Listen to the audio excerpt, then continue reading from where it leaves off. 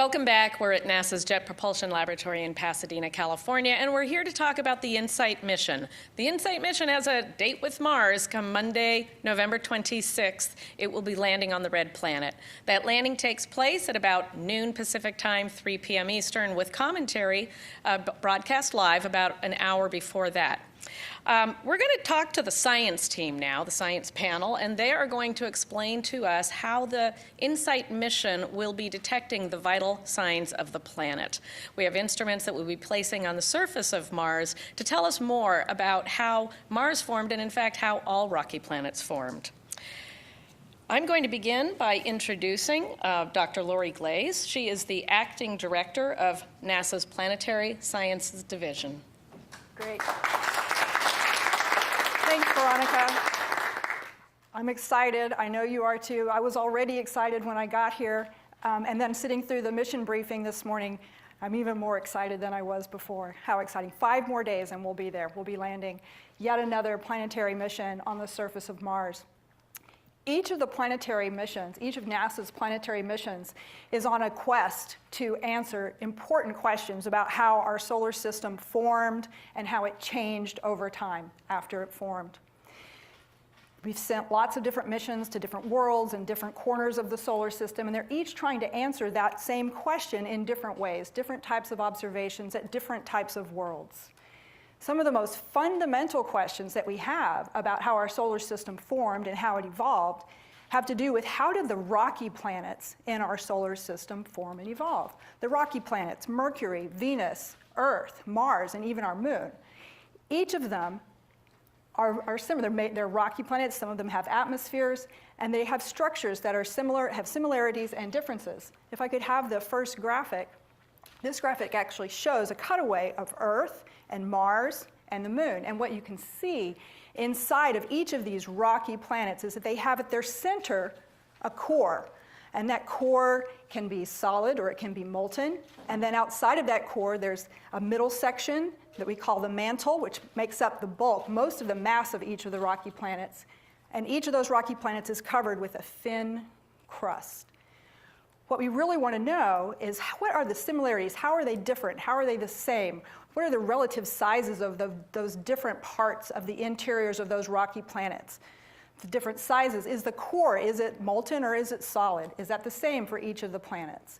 That we need to know. Most of the missions we've already sent to Mars are either making observations from orbit, getting at the surface conditions, trying to understand what's happening within the atmosphere on the surface, sending landers and rovers, again, just scratching at the surface to understand that surface environment. If we want to understand what the insides of these rocky planets are like, we have to make different kinds of observations that can really penetrate down into the center of the planets. The types of measurements we make on Earth are things like seismic measurements, understanding the level of seismic activity, thermal measurements, heat flow, understanding the amount of heat that's getting out and released from the planet. We do this on Earth on a regular basis. We've actually even done these types of measurements on the moon. With the Apollo program, we had astronauts that brought these types of experiments and deployed them on the surface of the moon. But if we want to make these kind of measurements at Mars, we haven't sent astronauts to Mars yet. They will be going at some point in the future, and a lot of what we're doing is in preparation for that. But if we want to do this on Mars today, we have to do it robotically. And so with that, I'm going to introduce Dr. Bruce Bannert, the PI for the InSight mission, to tell us a lot about the science. And when I go off the stage, I just want to say, go InSight. Yeah.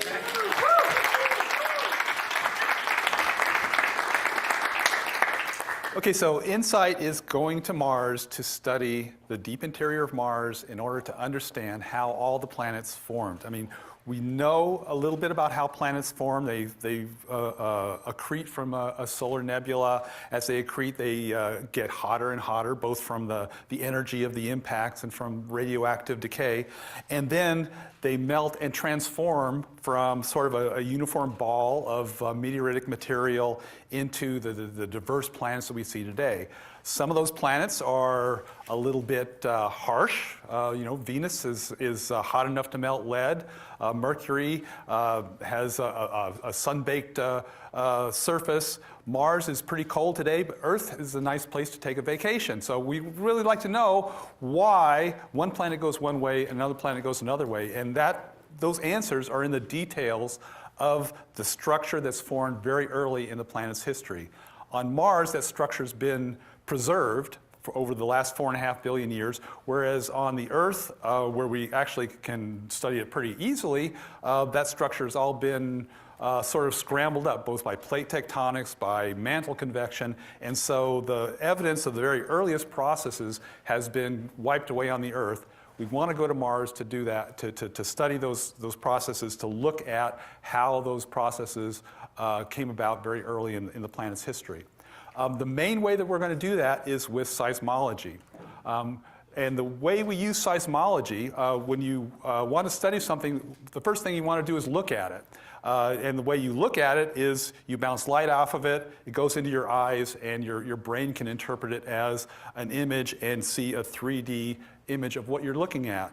If you're looking at the center of a planet, light doesn't help you very much because it doesn't go very far through rock. So what we do is we use seismic waves, vibrations that are created by earthquakes on the Earth, Marsquakes on Mars, also meteorite strikes. Anything that starts the planet vibrating sends those waves through the planet. If I can have the first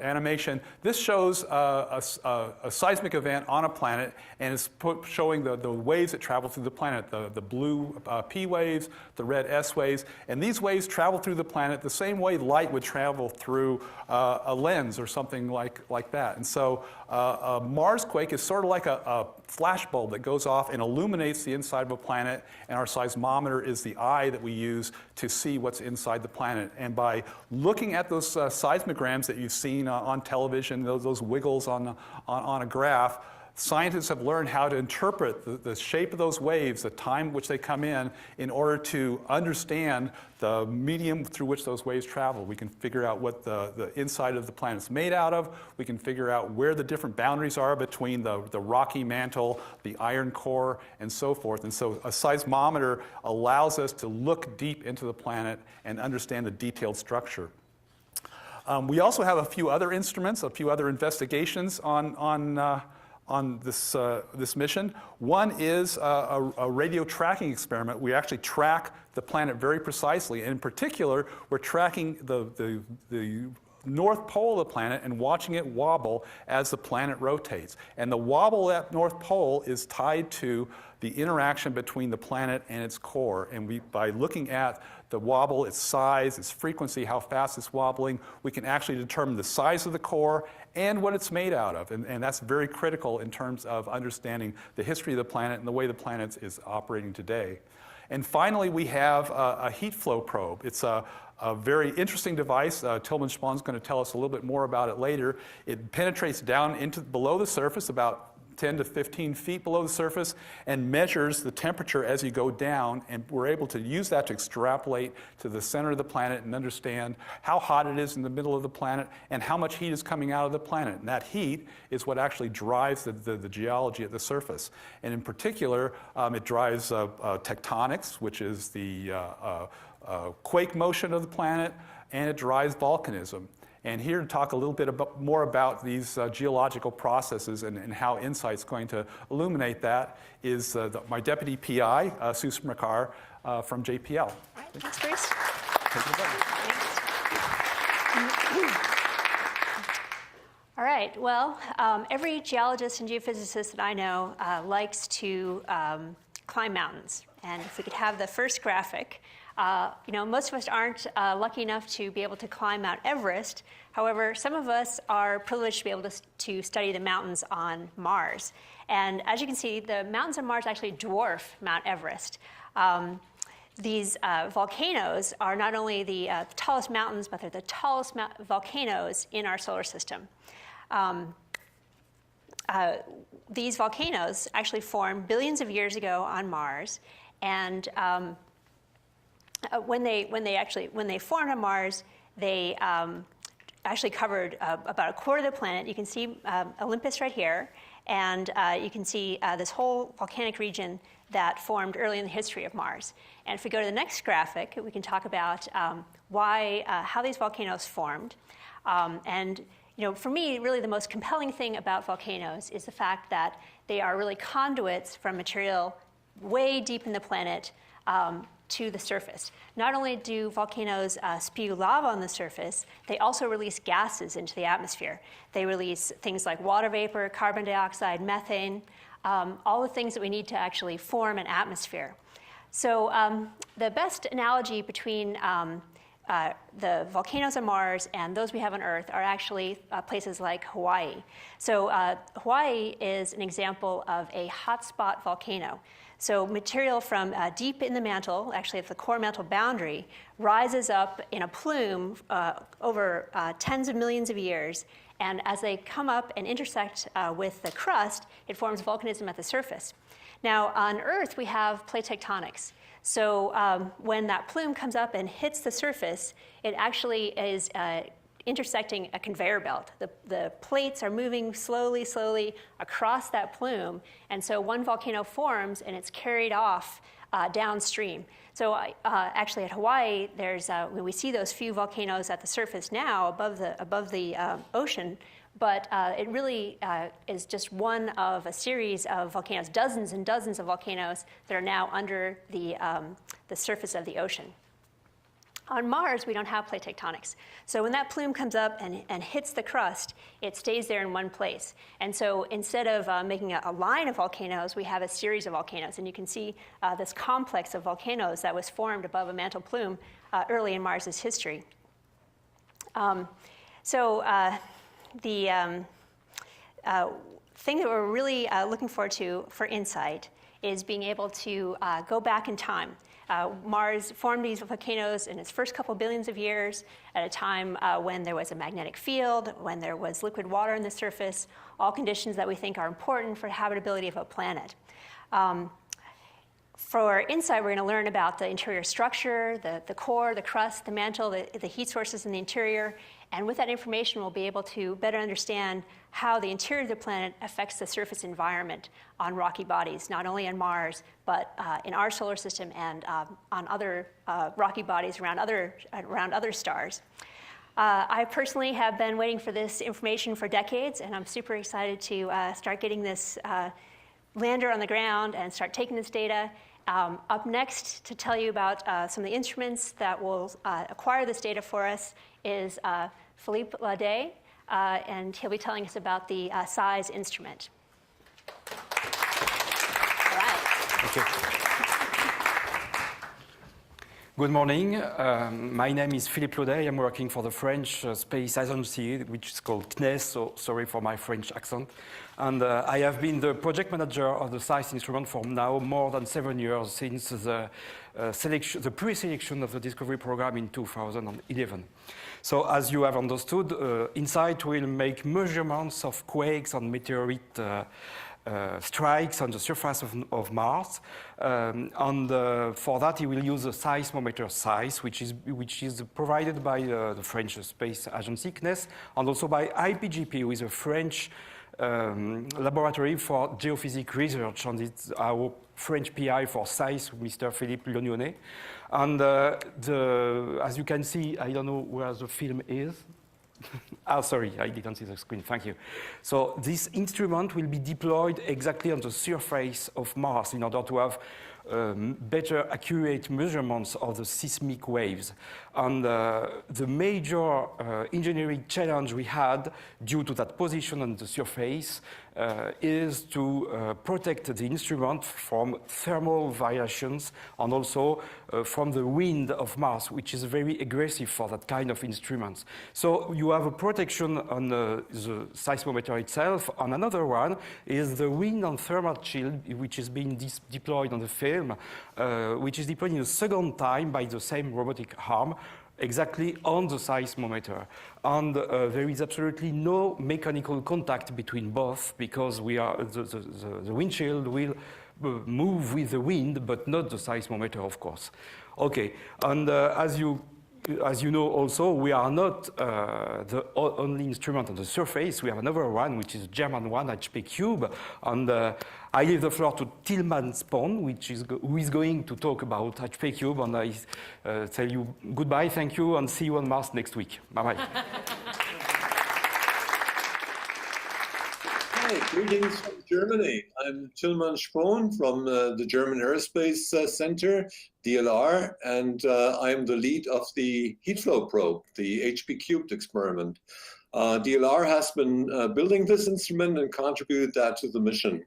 Now, as Prue's already told you, we're taking a set of temperature sensors down to a depth of 10 to 15 feet to measure the temperature and the heat that is coming from the interior towards the surface. Now, how are we going down? Let's play my first animation. Can we have the first animation, please?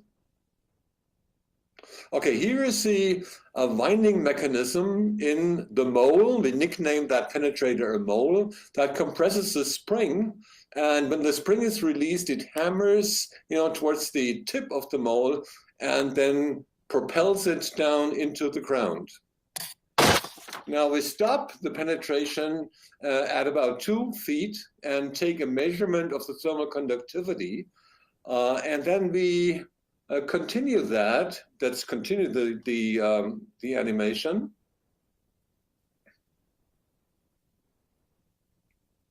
Can you continue, please? And we take we heat the mole and measure the thermal conductivity, and then we continue the penetration and take another measurement of the thermal conductivity and another measurement until we get to the target depth of 15 feet. When we're down there, we will then we'll then activate the temperature sensors, 15 temperature sensors that measure the temperature profile down to a depth of 15 feet. And by combining the temperature increase with the thermal conductivity, we can actually calculate the heat flow. Now, I'm very excited to come here on Friday and then attend the landing event. And then, of course, the experiment, the penetration first, and then the measurement of the temperature and the thermal conductivity and the heat flow, because that will help us decipher, the energetics or the activity of the planet. And this is something that geophysicists have been looking forward, for a very long time. And with that, I'd like to hand back to Veronica to continue the presentation. Thank you very much for your attention. All right, thank you so much, and stay where you are, Tilman. We're going to bring the rest of the panel back up on stage now to do some questions and answers. A reminder that we will take questions here in the room. We have some media on the phone line. If you're on the phone line, please hit *1. That will put you into the queue for a question. We're also taking questions on social media. Just use #AskNASA and send those in to us. We'll take some during the broadcast. We'll continue to answer those even after we go off the air today. So we're going to open it up here first in the auditorium, and then we'll go probably to phone lines next. So go ahead. Hi, Ryan Blackshear-Vargas again from Spectrum News. You mentioned there's lots of questions that will be answered. What's the #1 question you want answered after 2 years? I think the #1 question we want to answer is what's the structure and the energetics of the interior of Mars. And so we have several things that we want to measure. We want to measure the thickness of the crust, the size of the core, the density of the core, and the seismic velocity of the mantle, which tells us sort of what the structure of the mantle is. And those are kind of our key questions, as well as the amount of heat coming out of the planet. So when we proposed this mission 8 years ago, we put together what we call our level 1 science requirements. And these are the things that sort of we promised NASA that if you choose our mission, these are the things that we're going to measure. And that's kind of our list of measurements. And then we also are going to measure how often Marsquakes occur, and how often meteorites strike Mars, which is kind of a bonus. And then a follow-up question, how does all of this help us understand life here on Earth? Will we understand better earthquakes? Will we understand volcanoes better? Will we understand, what kind of everyday parts of our life here will the InSight mission help us understand? Well, what it really helps us understand is how we got to where we are today. How we got to an Earth that has an atmosphere which is breathable, an environment which is in a temperature range which is comfortable for life, how we have a planet that's covered with water. These are all things that are related to the activity and the structure of the inside of our planet. It's not really It's not obvious to everybody, but the fact that we have an atmosphere is because we've had all these gases that have come out of the inside of the planet. The reason we have ocean is because the water has come out from volcanic activity over the billions of years. And so that activity is tied to the initial conditions of the planet. And so we'd like to understand how that happened, how we got to where we are today. Thank you. Yeah, and if I could just add to that, life started on Earth, we think, very early on in the first 500 million years, and that crust is almost gone on the surface from the surface of the Earth. Whereas on Mars, that very early crust is still preserved. Those environments that it formed super early in the formation of planets, of our solar system, and so we can kind of go back in time and study those environments on the surface of Mars and understand how the conditions inside the planet created those environments. Thank you. Okay, we're going to take one more here in the auditorium, and then I'm going to go to the phone lines, and then we'll be coming back. Hi, Ian O'Neill for Scientific American and HowStuffWorks.com. Going back even further than that question, how does your assembly of instruments and experiments help explain the origins of planets themselves? I mean, was it, it's almost like a time probe looking back over 4 billion years ago, but how do you hope this will add pieces to that puzzle? Well, as you said, the structure of the planet is really formed in the first few tens of millions of years after the planet accretes. So we're not going to have much to say about how the planet actually accreted. But once it gets formed from the solar nebula, how it changes from sort of a uniform ball of meteoritic material, which is all kind of the same stuff, into a planet which is differentiated, which has a crust of relatively light rocks, and a very dense core, and a very complex system of transferring the heat from the center of the planet to the surface. These things are all kind of set up very early in the planet's history. And for the Earth, we don't really have any evidence of that system left anymore. What we have is a very evolved system. And so we want to go to Mars to see what that system looked like very early in the process. And so to better understand the physics and the chemistry of how you go from the very initial set of conditions with this sort of solar dust and ice that's accreted into the very complex planets that we see today. And just one follow-up. In regards to meteorite impacts, how many meteorite impacts do you expect to detect with your instrumentation? And yeah, that's the question. Well, one of the things that we want to actually find out is actually measure how many. We're sort of expecting something of the order of maybe a half a dozen to a couple of dozen in the 2 years that we're on Mars. Cool. Thank you so much. Sure. Okay, we're going to the phone lines next. We've got about 3 different callers right now. We're going to start with the AP. Go ahead. Yes, hi. This is Marcia Dine, AP. I have a question I'd like both Philippe and Tillman to answer. NASA has a long and rich history of exploring Mars, and as the relative newcomers to this, I'd like to know from both of you what you find so captivating and magical about Mars versus other planets. I didn't catch everything. Could you repeat to me?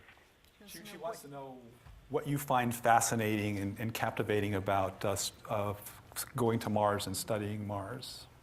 Everything is captivating first. It's a dream first, and after there is a big challenge because that instrument was supposed to be so sensitive that at the beginning it was just impossible to build. Okay, but we did it with the help of our partners, and particularly JPL. Thanks for that. Would Tillman like to also weigh in? Okay, to me, Mars is a planet that is, on the one hand, very different from the Earth. On the other hand, it's quite similar. It's half the size of the Earth, but its environment on the surface is more Earth-like than, for instance, the atmosphere and the environment of Venus. And understanding the difference between the Earth and Mars, will help us understand the evolution of terrestrial planets in general, and in particular the Earth. And this is what makes the motivation for going to Mars. And in addition to that, it's easier to explore Mars, than Venus. And therefore Mars is the first target, to do a geophysical observatory like we now do on Mars. So it's timely, and it's very much, justified to do that now. Okay, our next question on the phone line is from AFP. Go ahead, please. Hi, this is Ivan Couron of Agence France Presse. You mentioned Marsquakes and meteorite strikes. Can you talk in details about the other possible sources of vibrations that you might listen to? Sure. So those are the two primary sources of vibrations that we hope to see. We also actually will probably see vibrations due to the interaction of the atmosphere with the surface. So when you have weather on Mars, you have turbulence, that actually is pushing the surface up and down. That will create, on one hand, it creates noise that makes it harder to see the Marsquakes, but on the other hand, when you start beating on a planet like that, it'll actually start resonating at certain frequencies, and those resonances are affected by the structure of the planet, and so we may actually be able to get some information from that. And finally, what we should also be able to measure is actually this is not exactly a vibration, but it's the motion of the surface up and down due to the tidal pull of the Martian moon Phobos. And so every time Phobos goes overhead, it actually pulls the surface up a little bit, and then it goes back down after Phobos leaves. And so we can actually measure that. It goes about a centimeter and a half, a little over half an inch up and down when Phobos goes over. And it turns out that we can actually use that measurement as well to look at the inside of the planet, because how much that goes up and down depends on sort of the elasticity of the planet and whether the core is solid or liquid. And so we'll be able to use that measurement as it happens every 7 hours or so on Mars to probe the inside of the planet. And if I may, could there be some magma movement at all from the inside? There could be magma motion on Mars. The area that we're landing in is pretty featureless. I mean, it was a lava plain, but it was put down, several billion years ago. So we're not expecting any active volcanic activity in our region. It's possible that it could be happening somewhere else on Mars. It's conceivable that we could pick that up with our seismic instruments, but we're not expecting it.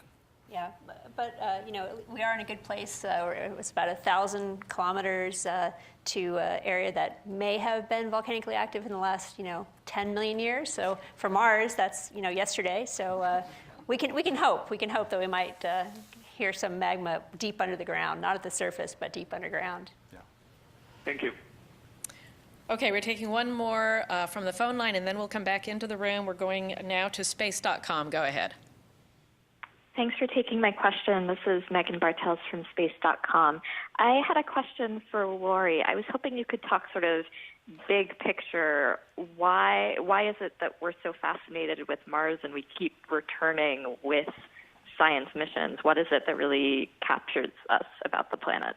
It's a great question, and Mars is an incredible natural laboratory right next door to Earth. And as I was kind of alluding to at the beginning, we really want to understand how we came up with this diversity of rocky planets in our solar system. They're all very different. Each one of them is unique in its own way, and trying to understand how they ended up so differently is a really important question.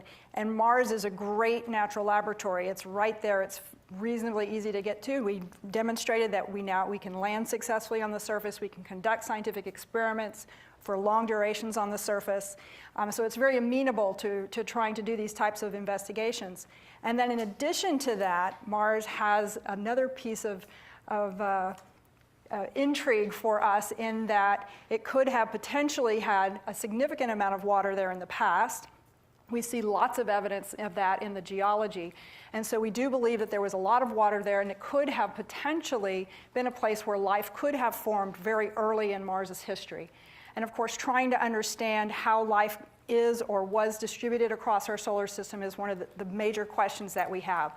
Are we alone? Were we alone sometime in the past? And so Mars is really an intriguing destination for that purpose as well, trying to really understand what those conditions were like back 4 billion years ago. Did life actually begin on Mars in that time frame? And if it did, is there any preservation of that left on the surface? Of course, that's not the focus of the InSight mission, but it is the focus of a lot of the other investigations that we're interested in at Mars. And so trying to better understand Mars in that context is important. And then finally, as was alluded to this morning in the mission briefing by Dr. Zabukin, we'd like to eventually get humans back to Mars. We're interested in a campaign now in returning humans to the moon and eventually getting humans to Mars. Again, another destination in our solar system where we feel it is amenable to human exploration and a place where we could go at some point in the future. And science drives our understanding that allows us to get humans to a place like Mars. And so the more exploration we have, the better we understand that environment, the better prepared we'll be to send humans to Mars in the future. Great. Thanks so much. Okay, we're going to bring it back into the room here for questions from media, and then from social media, I see our team over here working furiously collecting your questions, so stand by for that. Go ahead with your question. Hey, Charlie Shelton with CV Weekly. I have a question about the Olympus Mons formation. What is it that is different between Earth and Mars about tectonic motion? Why do the plates not move and allow something so big to build up? Yeah, so that's part of what we hope to learn from this mission. In fact, for the first order answer is that Mars is a lot smaller than the Earth, and so it doesn't have the same amount of radiogenic material, the same amount of heat that it starts out. So just being a smaller planet, it loses its heat more rapidly. So, you need to have a vigorous convection, a lot of energy inside the planet to drive that motion of plate tectonics. People have proposed in the past that maybe very early in Mars's history it had plate tectonics. Now, we don't have any direct evidence of that. And we don't expect to see evidence of that on Mars with our mission, but it's always the things that we don't expect that turn out to be the most intriguing. So who knows what we'll find in the interior. Follow up to that, is there any way to tell either from aerial view or a mission like this, maybe in a different area, if there is a previously active subduction zone or any of those other things, or can you tell even where any of the transform faults are? People had proposed that there might have been subduction and transform. We do see evidence for transform faults from the high resolution topography data that we have. And in the past, people had proposed that there might be subduction zones on Mars. We think that that's not the leading hypothesis for how the northern plains formed. It was previously proposed as an option for how that low topography in the northern hemisphere formed. We now think it's likely due to the presence of a huge impact early in Mars's history. And we've come to that hypothesis based on the topography, the gravity data, the geology and the faults that we see at the surface. InSight will actually be adding to our knowledge of how these two hemispheres formed. We'll be understanding the thickness of the crust, which we don't know very well at all now. We'll see perhaps if there's a difference in the composition and the thickness. We know there's a thickness difference between the north and the south, but getting the exact difference between those two will help us better interpret these hypotheses. And we assume it's going to support the impact theory, but again, we'll find out. Thank you. All right, we're taking a question right here. Go ahead. Hello. Steve Gorman from Reuters. So two questions. One, how long, if after the InSight lands, if it arrives safely and settles safely, will it begin to conduct, will the seismometer and the heat probe begin to do its things? And then also a very specific question about the sensitivity of the seismometer. I believe you said in the past, Dr. Bernard, that it would measure seismic waves as small as the diameter or half the diameter or half the radius of a hydrogen atom. Could you give me that one more time? Yeah, that's right. I mean, the sensitivity of the seismometer is in acceleration units, our requirement is 10 to the minus 9 meters per second squared. And if you turn that into displacement, that comes down to less than 10 to the minus 10, which if you, depending on exactly how you define it, it's about half the radius of a hydrogen atom. And that's radius. Yes, and we're actually a little bit better than that over part of the frequency band. Thank you very much, Philippe. We're about a factor of 5 better than that in some parts of the frequency. So yes, we're pretty doggone sensitive. And so one of the issues that gives us is that makes us sensitive to everything else that's happening in our environment. You know, if there's a little bit of wind, if the temperature changes a little bit, even if a little pressure front goes by, it's going to change the seismometer around. And so that's why we have a weather station on board, which we haven't talked about much today because it's not part of our core mission, but we have a very competent weather station. It's going to give us temperature, wind, and barometric pressure 24 and a half hours a day, every day on Mars. And so in addition to doing all this science about the deep interior of Mars, we're actually going to be contributing a lot to understanding the surface environment of Mars as well. And okay, so in terms of how long it's going to take to get the instruments going, so InSight's kind of a laid-back, slow-motion mission compared to a lot of things that we've done before. We have a 2-year mission to do our science, and so to get that mission started, we have to get our instruments on the ground. It's going to take us about probably 2 or 3 months at least to get our instruments down, and that's because we have to do a survey of the area in front of the spacecraft, make sure that we don't put the instruments down on a rock or in a hole or something like that, and then we're very careful about how we put the instruments down. You saw the animation that they had the robotic arm going and picking up the instruments and putting them down. It actually goes a lot more slowly than that, and we have a whole set of activities that we go through to ensure that when we put those instruments on the ground, they're going to be in a place where they can operate properly and get these kinds of measurements. So it's going to take us, probably a month or 2 to get the seismometer down, and another month or so to get the heat flow probe down and penetrating down into the surface. So whereas we're going to get some photos and some preliminary data back before that, in order to really get operating, we're probably looking at early next spring when we're really going to start bringing back that kind of science from Mars. Thank you.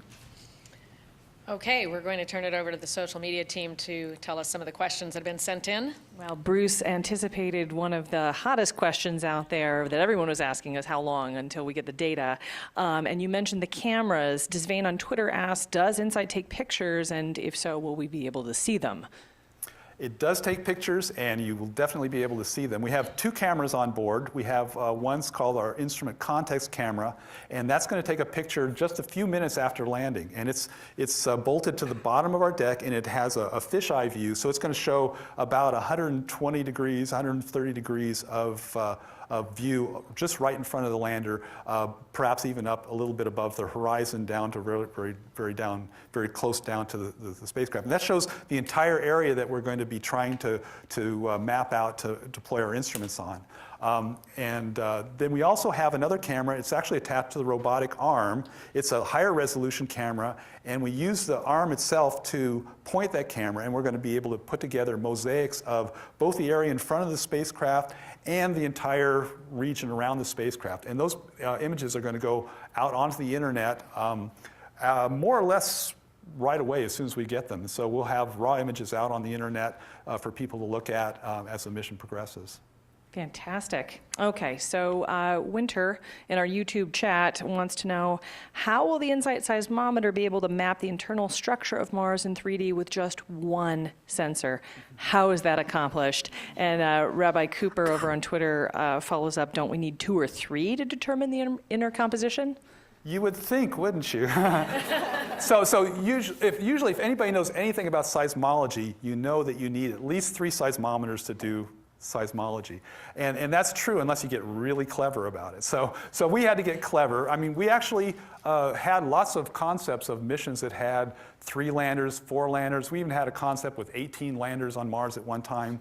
And None of those actually ever got funded because they're very expensive. And so we had to go back to the drawing board and figure out, well, how can you do seismology, real quantitative seismology with a single seismometer? And it turns out there are quite a few techniques that are available to us. I mean, and people have used this on the Earth, but they get sort of eclipsed by the sort of array seismology that we normally do.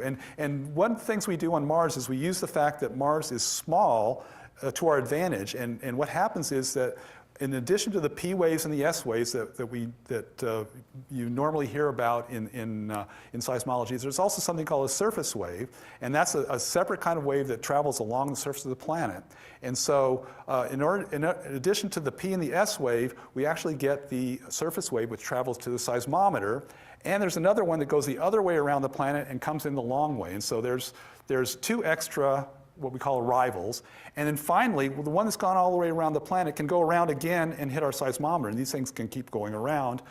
They get a little bit smaller and smaller each time, obviously. So we use that extra information to be able to figure out how far away the Mars quake is. And we can actually use what's called polarization analysis to figure out which direction it's coming from. And so instead of having to triangulate on it using multiple seismometers, we're actually able to use sort of the extra information that's contained sort of later on in the seismogram in order to get the distance and the direction. And it gets more complicated than that, but that's sort of the basic method. We've got a mountain of questions, Veronica. How much time do we have? I think we're good. Go one more, and then I'll do a final look in the room here to see if there's other questions. Go ahead. Okay. Well, two-parter. Okay. Oscar wants to know, is there an opportunity for citizen science to participate with this mission? Well, we will be putting the seismic data out on the internet within a few months after acquisition. If you're a citizen seismologist, you can certainly work on it. We'll also be putting the images out, and there's a very vigorous community of photo interpreters out there that have been doing photo interpretation on Mars images for many, many years, and our images will be available for that as well. We also have something called seismometers in the schools, and we're actually going to be sending the seismic data out to schools which are participating in our program at the same time, basically, that our scientists on our team are going to get it. And so the students at various middle schools and high schools are going to be our data in close to real time, and they'll be able to try their own interpretations on it and so forth. And we're hoping that they don't beat us to the punch in any of the big discoveries, but we'll see what happens. And additionally, we have a Mars weather service. So you can get information about the weather daily at our site. You can get wind, atmospheric temperature, surface temperature. So you'll also get a daily weather report from our site. Okay, let me ask one more time out here in the audience. Yes, we do have a question here. We'll get you a microphone. Scott Sullivan from the Weather Network. I'm really interested in knowing about the weather on Mars. So this, as far as I understand, is the very first continuous weather monitor that we put on Mars. Previous missions have had weather, but it's very distinct measurements every day. This is going to be, as you said, 24 and a half hours every day. Do you anticipate learning anything really new about Mars weather that we didn't know about before? The short answer is yes. I don't know what it is. We'll have to discover it. But yes, I mean, every time we go to a planet and look at something differently with a different set of instruments in a different way, we always discover something new. And this is, as you said, this is going to be a unique data set of continuous measurements, temperature, barometric pressure, wind, speed and direction, all day long, all night, over an entire Mars season. And that's obviously going to, I think, just have an enormous wealth of scientific information for us. Okay, we're going to take one more social media question, and a reminder that if you have sent in a question with hashtag AskNASA, we'll continue to answer those after we go off the air. Go ahead, Stephanie. All right, so this is for all of our scientists here today. Anna M. on YouTube would like to know, what would be more exciting for you? A result that meets your expectations or something completely unexpected? That's an easy one. Unexpected is always a lot more fun. Yeah. I would agree with that. Yeah. Meeting your expectations is, gives you a nice warm feeling, and then you say, well, what's next? What am I going to do next? If you see something that's unexpected, that always opens up a whole new doorway into something that you never thought of before, and that's what a scientist lives for, really. Exactly. Yeah, that's the coolest part. What we don't know now is what is the coolest part. I was just going to say, that's what we do as explorers, right? That's why we're here. That's why we're doing what we do, is to find those unexpected treasures that are out there, the new discoveries that are going to drive the next mission and send us to the next destination. Oh, yeah.